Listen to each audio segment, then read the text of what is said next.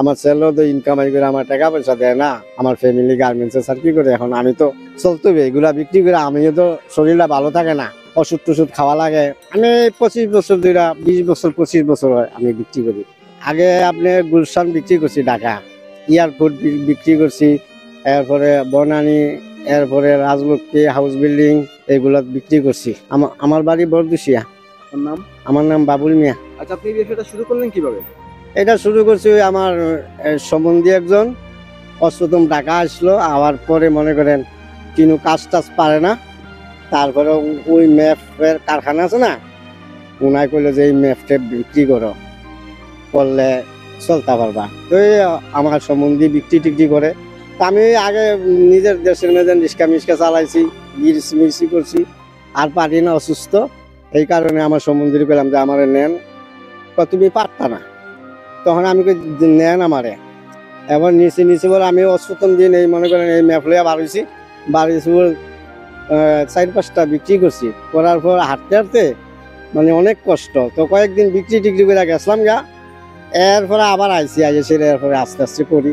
কোনোদিন অসুস্থ থাকি, কোনোদিন আবার আল্লাহর রহমতে ভালো থাকি।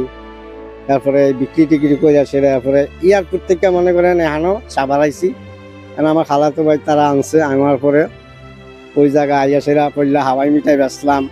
আবার এই ম্যাপ বেশি, ওই শীতের সময় হাওয়াই মিঠাই বেশি, আবার গরমের সময় এই মানচিত্র বিক্রি করি। তারপরে এই মানচিত্র মনে করেন কোনোদিন বেচা কোনোদিন বেচো না।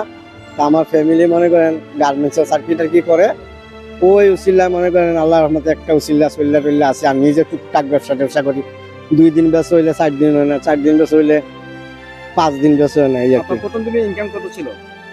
আমার অষ্টম ইনকামে ডেলি 400-500 কইরা, কোনোদিন 600 এরকম কইরা ইনকামাই হয়েছে আমার। এখন প্রতিদিন কত টাকা বেচা কিনা হয় এটা? এখন মনে করেন কালকে বিক্রি টিক্রি হয়েছে না, পরশু হয়নি, একটু হয়নি। না পরশু দিন মনে করেন আপনার অসুস্থ আসলাম, শরীর ভালো আছিল না। এরপরে আজকে আসলাম, আবার পরে ঘুরতে মনে করেন 500টা বেচছি আজকে। এই আর কি অবস্থা। বিক্রি করলে আপনার কত টাকা লাভ হয়?